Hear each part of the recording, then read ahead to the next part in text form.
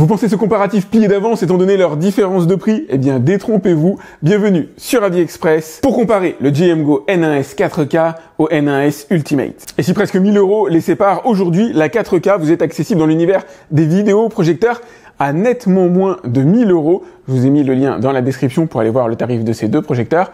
C'est parti, on les compare. Leurs dimensions sont radicalement différentes, mais ce sont bien deux projecteurs 4K. Celui-là pèse 4,5 kg, celui-là pèse 2,2 kg. Et le N1S, effectivement, une petite puce avec du 18 par 16 par 19, là où sur le Ultimate, on est sur du 24 par 21 par 24. Les deux projecteurs peuvent envoyer directement sur le plafond, mais seul le Ultimate a un axe qui lui permet de pivoter aussi latéralement. Ce sont donc deux projecteurs 4K que vous avez ici, exploitant la même puce, la Texas Instruments DLP047. Et comble de l'étonnement, ce sont tous les deux des projecteurs triple laser, la meilleure technologie actuellement disponible sur le marché pour la restitution des couleurs notamment. Ils ont un vrai patrimoine génétique commun, ils ont tous les deux un contraste à 1600 pour 1, ils exploitent la HDR10+, et couvrent l'espace colorimétrique BT 2020, en théorie en tout cas, à 110%. Il faut bien qu'ils se différencient, et ça se joue sur un des axes les plus importants des vidéoprojecteurs, la luminosité. L'un envoie du 1100 lumens, l'autre le multiplie par 3 à 3300 lumens. Et ça va être super intéressant pour les diagonales d'écran. Celui-là peut aller à 300 pouces, celui-là est limité à 200. Attendez, je dis limité, 200 pouces, c'est colossal. Ce que vous avez juste derrière moi, qui est déjà énorme, c'est 120 pouces. Wi-Fi 6 dans les deux, Bluetooth 5.1 ici, 5.2 là. Petit avantage de connectivité pour le Ultimate, on va retrouver un port USB-A. Ici, on aura un port HDMI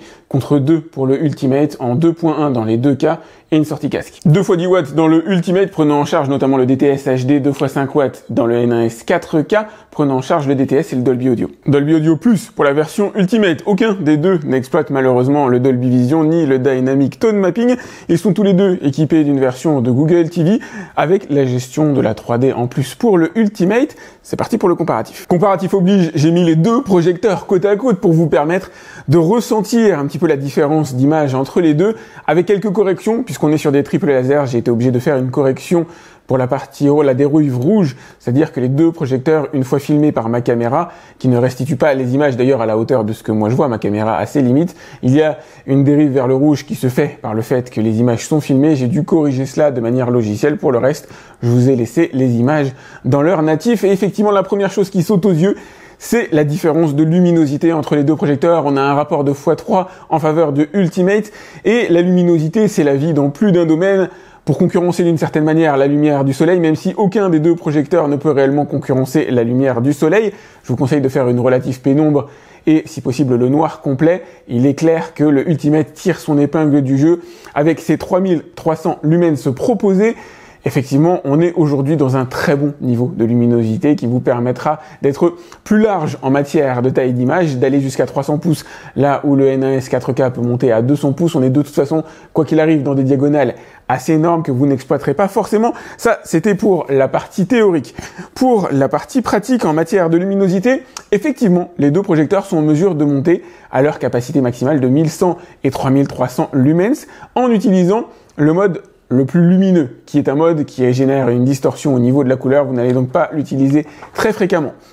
En matière de luminosité réelle exploitable, pour ce qui concerne le N1S 4K, vous allez avoir 900 lumens, donc 200 de moins que la promesse constructeur, ce qui est déjà assez confortable quand vous avez une belle pénombre dans la pièce ou le noir complet. Vous êtes à l'aise, mais effectivement, le N1S Ultimate, lui, est au top de la vie à ce niveau-là, avec une luminosité exploitable dans les modes prédéfinis à 2600.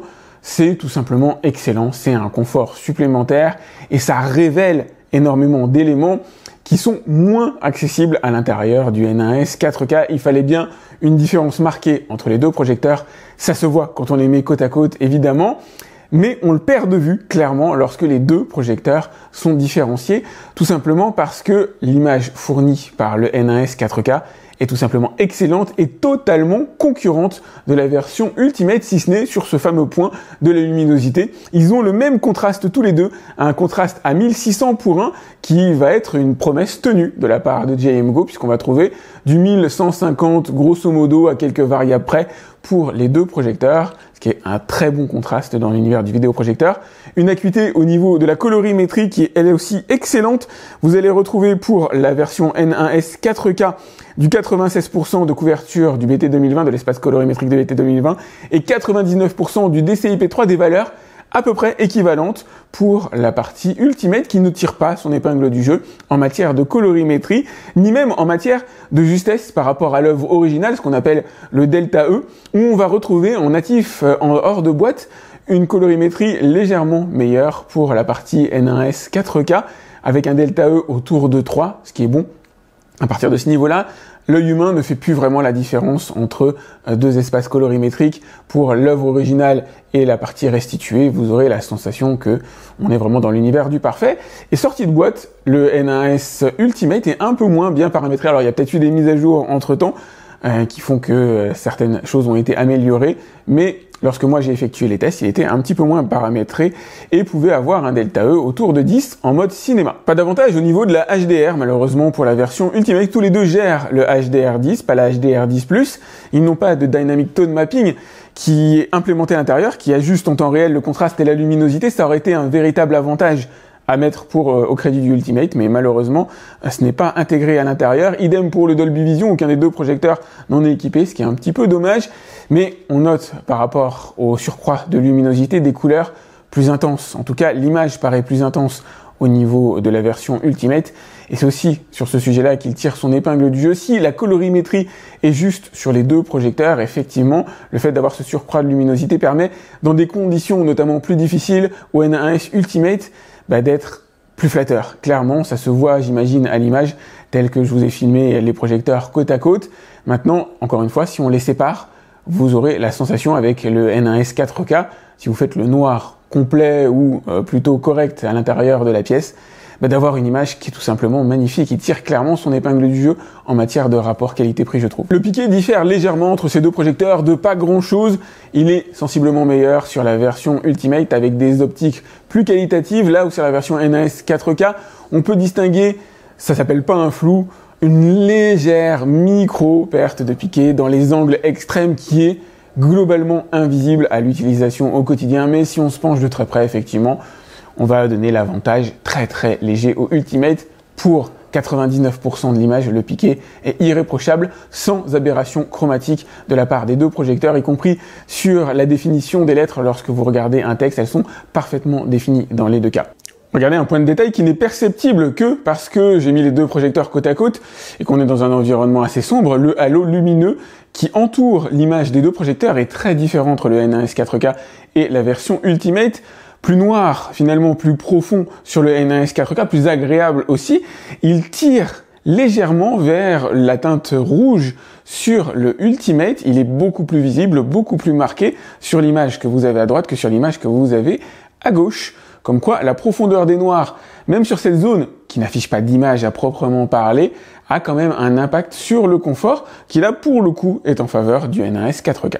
Le speckle laser est un gros sujet sur les projecteurs triple laser et l'intérêt du Ultimate, effectivement, c'est qu'il parvient à s'en débarrasser quasiment à 100%. Il est quasiment invisible, quel que soit le type de toile que vous allez utiliser. La toile a un impact, bien sûr, sur la manière dont vous visualisez les contenus. Vous pouvez utiliser une toile, vous pouvez projeter directement sur peinture acrylique, ce qui est tout à fait faisable dans un monde où vous souhaitez dépenser le moins possible. Moi, je projette à titre personnel, pour ma chambre en tout cas, sur un mur peint en acrylique mat, et ça marche vraiment très bien pour ce genre de projecteur, notamment le N1S 4K, c'est, je vais pas dire à recommander, mais c'est une manière de pas trop dépenser d'argent. Pour la version Ultimate, on commence à tomber dans des projecteurs un petit peu plus raffinés. Ça peut être intéressant d'investir dans une toile, mais encore une fois, tout dépend de votre budget. En tout cas, en matière de speckle laser, qui sont ces espèces de petites taches scintillantes blanches qui peuvent apparaître sur certains contenus. Le Ultimate en est dépourvu. Pour ce qui est du N1S 4K, c'est globalement peu visible et tout le monde n'y est pas sensible non plus. Pas d'overscan dans les deux cas, les deux projecteurs en sont dépourvus, si ce n'est les 2 cm qui sont liés à l'utilisation de la puce DMD 047 de chez Texas Instruments, qui a toujours 2 cm, c'est cette petite bande grise qui entoure le cadre. Dans les deux cas, il n'y en a absolument aucun. Bien sûr, si vous utilisez la correction trapézoïdale, vous aurez cette fameuse bande grisée qui apparaît, qui entoure l'image de manière générale. Ça, on peut pas s'en départir, sauf en ayant le lens shifting, mais malheureusement, ces deux projecteurs en sont dépourvus. L'input lag peut différencier ces deux projecteurs légèrement en faveur du N1S 4K, dont l'input lag, lorsque le mode jeu est activé, est autour de 18 millisecondes, excellente performance, parmi les meilleurs du marché, là où le Ultimate va tourner autour des 35 millisecondes, ce qui est suffisant pour bien jouer. Il faut être en dessous des 50 millisecondes pour pouvoir bien jouer aux jeux vidéo, effectivement. En utilisant ce mode-là, vous aurez un niveau satisfaisant dans les deux vidéoprojecteurs avec le N1S 4K devant. Ça, c'est cool pour un projecteur moins cher, tant qu'à faire. Si jamais vous n'activez pas le mode jeu, vous pourrez conserver la correction trapézoïdale qui disparaît lorsqu'on active le mode jeu. Par contre, dans les deux cas, vous serez sur un niveau de latence trop élevé pour jouer confortablement, vous dépasserez les 100 millisecondes. Un élément fondamental à intégrer dans ces deux vidéoprojecteurs, la technologie MEMC qui permet l'interpolation entre les images conçues en 24 images par seconde pour les films conçus en 24 images par seconde et la retranscription en 60 Hz puisque c'est la fréquence d'image de ces deux vidéoprojecteurs. Les deux sont équipés de la technologie MEMC qui évite le genering effect, c'est-à-dire les saccades. Et ça, c'est fondamental. En tout cas, personnellement, j'y attache beaucoup d'importance. Tout le monde n'y est pas sensible de la même manière. Tout le monde ne veut pas d'ailleurs cette interpolation d'images qui consiste à recréer des images fictives, façon de parler, permettant d'améliorer la fluidité. Dans les deux cas, les projecteurs sont équipés de cette technologie-là. Si vous ne l'activez pas, on a quoi qu'il arrive un bon rendu. Si vous décidez de l'activer, mettez-le en niveau bas, ce sera largement suffisant. Effectivement, vous avez une fluidité parfaite. N'achetez pas de vidéoprojecteur pour moi, en tout cas selon moi, qui soit dépourvu de la technologie MEMC. Voilà un domaine dans lequel peu de projecteurs sont en mesure de faire des miracles, les projections de jour. 3 baies vitrées sont ouvertes à cet instant précis à l'intérieur de mon salon. Beaucoup de luminosité, même si la journée est relativement peu ensoleillée. Et il est tout de même possible de voir les images. Alors plus ou moins bien, effectivement. À droite, vous avez la version Ultimate qui tire son épingle du jeu en matière de pic de luminosité, mais nécessitera quand même d'avoir une toile de projection spécialisée pour pouvoir avoir un affichage confortable. Par contre, regardez ce qui se passe si je baisse un seul des volets à l'intérieur de mon salon. Ça change absolument tout. Vous avez toujours le Ultimate à droite qui tire clairement son épingle du jeu en matière de pic de luminosité. C'est flagrant, évidemment. C'est la technologie haut de gamme. Il a suffi de baisser un volet quand même assez costaud à l'intérieur de mon salon pour révéler l'image et rendre le projecteur totalement exploitable en plein jour, sachant qu'à l'intérieur de ma pièce, on voit très bien à cet instant précis. Ok, donc mis côte à côte, effectivement, on voit les différences entre ces deux projecteurs. Ça se ressent à l'image, normalement, vous l'avez perçu, même s'ils sont extrêmement communs, je trouve, in fine, en matière de capacité technique. On sent que l'architecture globale est commune. On a la technologie MALC dans les deux vidéoprojecteurs, la version 2.0 qui fait merveille. Ce sont des projecteurs d'excellente qualité, mais quand ils sont mis côte à côte, on voit que le Ultimate tire son épingle du jeu. Si on les met pas côte à côte, croyez-moi, on en prend plein les yeux aussi avec la version N1S 4K, qui est excellente lorsque vous la mettez dans le noir absolu ou en relative pénombre. Franchement, aujourd'hui, c'est dans cet univers de prix vers ce projecteur-là que moi je me retournerai à moins de 1000 € aujourd'hui. C'est le meilleur projecteur, je trouve, disponible sur le marché, à recommander chaudement le N1S 4K. Vous imaginez un projecteur triple laser 4K qui corrige quand même pas mal de bugs liés à la technologie triple laser, qui n'est pas forcément parfaite, mais qui est génial en matière de reproduction des couleurs, qui est quand même cool en matière de luminosité, en matière de contraste, bref, c'est ce qui se fait de mieux à l'heure actuelle. Vous avez la possibilité d'acquérir ce vidéoprojecteur pour nettement moins de 1000 €. C'est tout simplement exceptionnel. Allez jeter un œil sur Internet, vous allez avoir du mal à trouver un projecteur à moins de 1000 € qui exploite la technologie triple laser. Le N1S 4K, c'est une véritable perle. Et du fait que la version Ultimate a pas mal baissé de prix, elle est disponible à moins de 2000 €, nettement moins de 2000 € aujourd'hui. Ça en fait une alternative de choix, je trouve, dans l'univers des projecteurs 4K triple laser, plus haut de gamme, à haut niveau de luminosité, permettant d'obtenir des diagonales plus grandes, permettant de commencer à diffuser en plein jour si vous investissez dans une toile de bonne qualité. Voilà ce qui va différencier ces deux vidéoprojecteurs. Mais c'est vrai que mon choix, pour rester raisonnable dans les tarifs, se porte sur le N1S 4K. Je trouve qu'en matière de rapport qualité-prix, aujourd'hui, il est quasiment impossible de trouver mieux sur le marché. Je vous mets au défi. Pensez à me le dire dans les commentaires si vous avez trouvé. C'est assez légendaire, facteur de forme. Il est comme le Nano. Vous avez un projecteur qui s'appelle le N1S Nano que j'ai testé dans une de mes vidéos, toujours de chez JMGO. C'est le même facteur de forme, c'est la même taille de vidéoprojecteur, à ceci près que là, il intègre des technologies qu'on retrouve dans des projecteurs beaucoup plus gros et en règle générale beaucoup plus chers. C'est bluffant. C'est une perle, ce projecteur-là, et il est carrément exceptionnel sur le marché, je trouve. Donc c'est lui qui se distingue favorablement dans la mesure où il exploite à peu près les mêmes technologies et obtient grosso modo le même rendu, si on accepte la luminosité. franchement, oui, il y a des, il y a des deltas évidemment en matière de port, en matière de restitution audio, etc. On n'est pas exactement sur les mêmes sphères, mais il faut voir ce que vous obtenez in fine comme qualité d'image.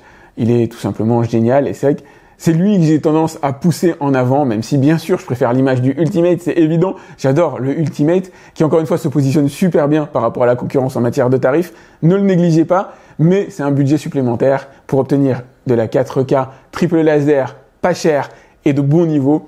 C'est le N1S 4K qui s'impose, je trouve. Voilà, moi j'adore. Pensez à liker cette vidéo, c'est important pour moi. À vous abonner à ma chaîne si c'est pas déjà fait. Si vous avez des questions concernant ces deux vidéos projecteurs, laissez-les moi dans les commentaires de la vidéo YouTube. J'essaie de répondre à tous mes abonnés.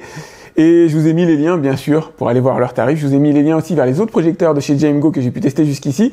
J'ai testé le O2S récemment, qui est leur courte focale ultra petit. Décidément, ils sont doués pour réduire les tailles chez JMGO. Et franchement, il vaut le coup d'œil, clairement. C'est lui que j'ai choisi à titre personnel pour équiper mon salon. Donc allez faire un tour sur cette vidéo. Et puis moi, je vous dis à très vite pour un autre test sur AviExpress. Salut!